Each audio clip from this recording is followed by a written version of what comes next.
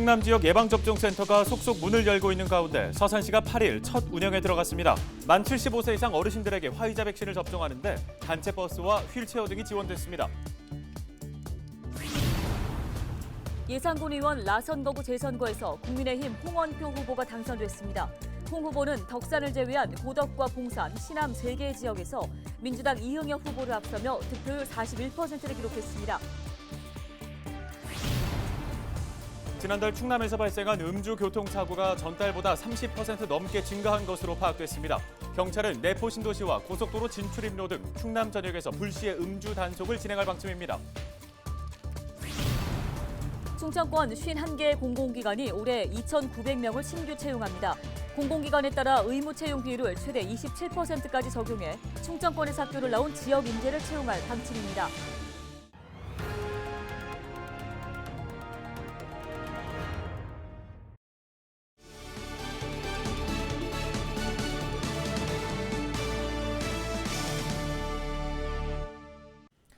여러분 안녕하십니까? 헬로티비 뉴스입니다. 코로나19 백신 예방접종이 본격화하고 있습니다. 그동안에는 보건소와 의료원에서 소규모로 진행됐는데요. 네, 각 시군 체육관 등에 마련된 예방접종센터가 하나둘 문을 열고 있습니다. 서산시도 8일부터 운영에 들어갔는데 첫날 모습을 한범호 기자가 전해드립니다. 버스에서 차례로 내리는 어르신들, 서산 시민체육관으로 향합니다. 서산시 코로나19 예방접종센터 운영 첫날, 75세 이상 어르신 500여 명이 이곳을 찾았습니다. 서산시의 경우 75세 이상 15,000여 명 중 79.6%가 백신 접종에 동의했습니다. 접종은 차분한 분위기 속에 진행됐습니다. 어르신들은 안내에 따라 차질 없이 화이자 백신 접종을 마쳤습니다. 현재는 아무렇지도 않아요. 평일하고 똑같이 그냥 그렇네요. 아픈 데 없고 다 편하게 잘 해줘서 잘 맞았어요. 집과 예방접종센터 간 이동은 버스가 도왔습니다. 버스는 접종 날짜에 맞춰 마을별로 운행됩니다. 거동이 불편한 어르신에겐 휠체어도 지원합니다. 현장에선 서산시 직원뿐 아니라 자원봉사자 180여 명이 어르신들의 접종을 거들었습니다. 특히나 다른 아닌 코로나19잖아요. 그래서 막 처음엔 엄청 조심스러웠는데 여기 보건소 직원들이라든지 모든 분들이 이렇게 잘 해주셔서 재밌게 잘 했는 것 같아요. 2,400여 명을 대상으로 하는 1차 접종은 오는 14일까지 이어집니다. 접종 이후 3일 동안 모니터링단 500여 명이 이상 여부를 확인합니다. 앞으로 백신 접종을 맞으실 우리 어르신들 아무 걱정 없이 오셔도 됩니다. 그리고 시 보건소에서는 여러분들의 안전한 백신 접종을 위해서 모든 과정을 철저하게 모니터링하고 있습니다. 안심하시고 오시기 바랍니다. 꼭 맞으시기 바랍니다. 서산시가 충남에서 네 번째로 예방접종센터 문을 연 가운데 15일부터 당진과 태안, 22일부터 청양과 홍성이 75세 어르신 접종에 나섭니다. 헬로티비 뉴스 한보호입니다. 8일 오후 3시 기준 당진시 고대 스랑감리교회 관련 확진자가 10명 추가됐습니다. 당진시는 7일 오후 5시부터 8일 오후 3시까지 고대 스랑감리교회 관련 확진자가 10명 더 늘었다고 밝혔습니다. 이들 가운데 2명은 교인이며 나머지 8명은 기존 확진된 교인의 가족이거나 밀접 접촉자로 연쇄 감염이 계속되고 있습니다. 고대 스랑감리교회 관련 누적 확진자 수는 27명으로 늘어났습니다. 충남도가 정부에 제안한 자가격리자 심리상담 지원 시스템이 전국에서 사용할 수 있도록 정책에 반영됐습니다. 양승조 지사는 지난 3월 열린 중앙재난안전대책본부 영상회의에서 자가격리 앱을 활용한 심리상담 지원 시스템을 개발해 줄 것을 요청했습니다. 해당 시스템은 자가격리자 본인이 심리상담을 희망할 시에 지자체별 정신건강복지센터로 연계해 상담을 지원하고 격리자의 심리 안정을 돕는 방식인데요. 도는 5월 중에 심리 지원 앱을 자체 개발해 비대면 심리 지원 서비스를 제공한다는 계획입니다. 다음 소식입니다. 예산군 의원 라선거구 재선거에서 국민의힘 홍원표 후보가 당선됐습니다. 충남에서 유일하게 치러진 재보궐선거였는데요. 네, 홍 후보는 덕산을 제외한 고덕과 봉산, 신암 3개 지역에서 민주당 이흥엽 후보를 앞섰습니다. 정선혁 기자입니다. 예산군 의원 라선거구 재선거에서 국민의힘 홍원표 후보가 승리를 거머쥐었습니다. 득표율 41.4%로 전체 투표수 7,386표 가운데 3,029표를 얻었습니다. 더불어민주당 이응엽 후보와는 684표 차로 득표율 9.4%포인트 차입니다. 홍 후보는 라선거구 4개 지역에서 덕산을 제외한 봉산과 고덕, 신암 3개 면에서 선두를 달렸습니다. 특히 고향인 신암에선 득표율 74%로 가장 많은 지지를 받았습니다. 홍 후보는 주민 목소리에 귀 기울이고 함께 호흡하는 군의원이 되겠다며 당선 소감을 밝혔습니다. 그냥 열심히 하는 모습을 주민분들께서 봐주시고 투표를 해주신 것 같습니다. 예산 국민분들께 너무 감사드리고요. 더 낮은 자세로 주민분들의 소리에 귀 기울이고 경청하면서 젊고 강한 군의원이 되도록 노력하겠습니다. 감사합니다.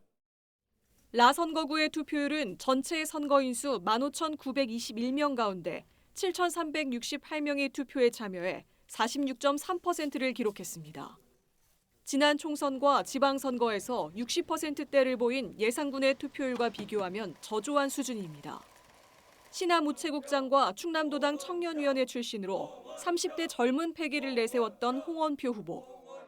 당선증을 받은 홍 당선인은 바로 업무에 들어갔으며 내년 선거 전까지 예산군 의회에서 의정활동을 하게 됩니다. 헬로티비 뉴스 정선영입니다.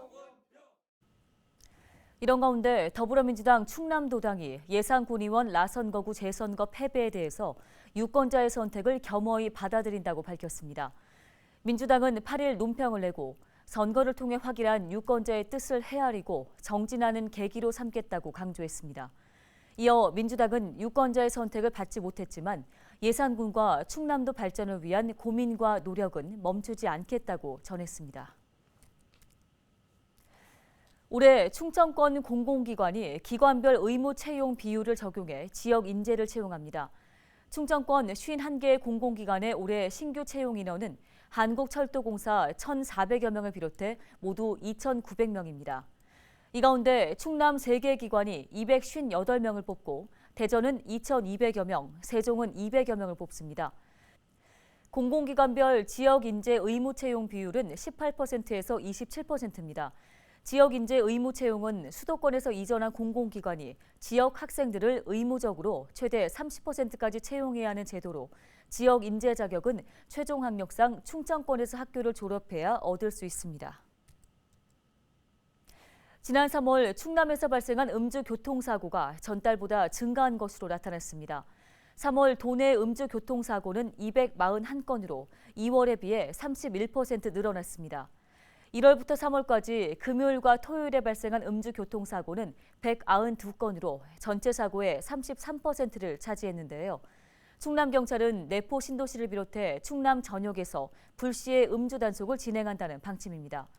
또 최근 수도권과 비수도권 사회적 거리두기 단계 차이로 충남 지역에서의 술자리가 늘어날 것으로 보고 고속도로 진출입로 단속도 강화할 예정입니다.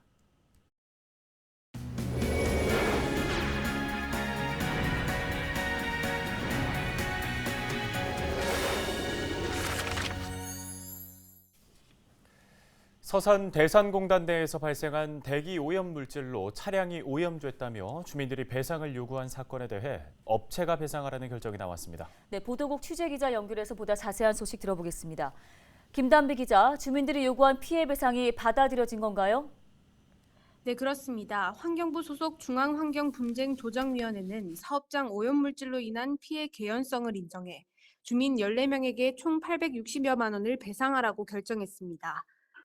지난 2019년 6월 대산읍 주민 76명은 대산공단 내 석유화학제품 제조업체 3곳에서 발생한 오염물질이 인근 주차된 차량에 내려앉아 얼룩을 남겼다며 차량 88대에 대한 도색 등 수리비용 배상을 요구했습니다.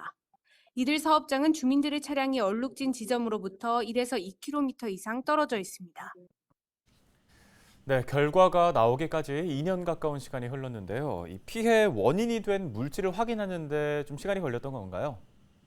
네, 그렇습니다. 서산시와 공단 협의회가 피해 보상을 논의했지만 원인 물질과 배출 사업장을 확인하는 데 난항을 겪었습니다. 그러다 양측은 지난해 3월 조정위원회에 사건을 맡겼는데요. 위원회는 업체 3곳 가운데 한 곳에서 차량 얼룩과 관련성이 있는 배출 행위가 있었던 정황을 확인했다고 밝혔습니다. 또 기상대 풍향 관측 자료를 통해 오염물질이 바람을 타고 피해 지역으로 날아왔을 가능성도 확인했습니다. 하지만 피해 당시 차량 주차 위치가 불분명하거나 시간이 지난 뒤 사진을 촬영해 피해를 확인하기 어려운 62명은 배상 대상에서 제외됐습니다. 네, 잘 들었습니다. 관련 소식은 여기까지 듣겠습니다. 김단비 기자였습니다.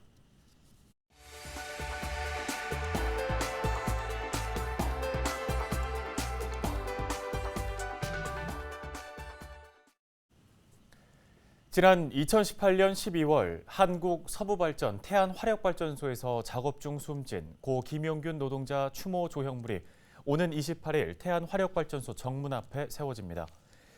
김용균 재단에 따르면 추모 조형물은 높이 2m로 고인의 삶과 죽음의 의미를 형상화해 제작됐습니다.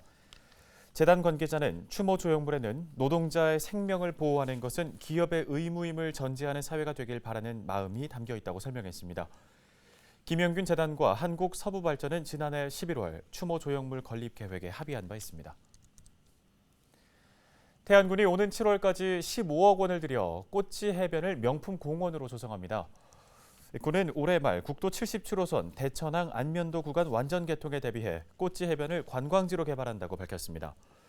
공원 조성 예정지는 할미 하라비 바위 사이 낙조를 감상할 수 있는 곳으로 그늘 정원과 어린이 분수, 모래 놀이터 등 시설이 조성됩니다.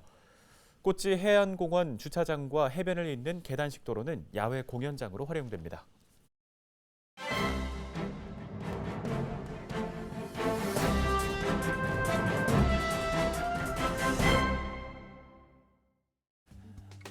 브리핑으로 전해드리는 예산 뉴스 무한정보입니다. 충남도 내 농업인 소득이 지난해 큰 폭으로 떨어졌다는 연구 결과가 나왔는데요. 코로나19 장기화와 집중호우, 또 오랜 장마 등 기후 변화에 따른 것으로 지자체 차원의 대책 마련이 필요하다는 목소리입니다. 정부의 경우 농민들에게 4차 재난지원금을 지급하기로 했지만 화훼, 친환경, 또 영세농가 등을 선별 지원하기로 해 현장에서는 반발하고 있는 상황인데요. 충남연구원은 지난 2월 1일부터 15일 선인 리서치에 의뢰해 도내 15개 시군 농업인 330명을 대상으로 농업 경영 실태 조사를 진행했습니다. 조사 결과를 보면 71%가 넘는 응답자가 2020년 농업 경영이 2019년보다 힘들었다고 답했습니다. 전년에 30.8%를 기록한 것과 비교하면 2배 이상 높은 수치인데요. 농가의 소득은 10명 가운데 8명 가까이가 줄어든 것으로 나타났습니다.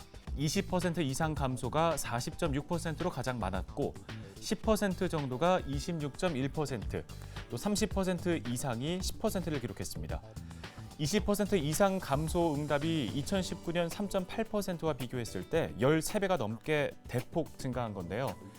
박경철 책임연구원은 지난해 코로나19와 오랜 장마로 농가 어려움이 가중된 만큼 소득 감소와 경영 불안정 대책이 필요하다며 코로나19 시대 온라인 등 비대면 판매 수단을 확대하고 자연재해에 대한 합당한 보상이 이루어지도록 정부 차원의 노력이 있어야 한다고 강조했습니다.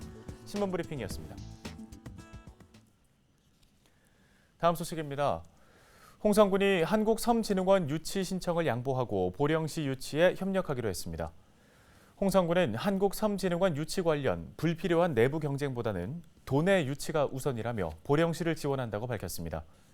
행정안전부 산하기관인 한국섬진흥원은 전국의 섬을 체계적으로 연구하고 관리하기 위해 신설되는 신규 공공기관입니다.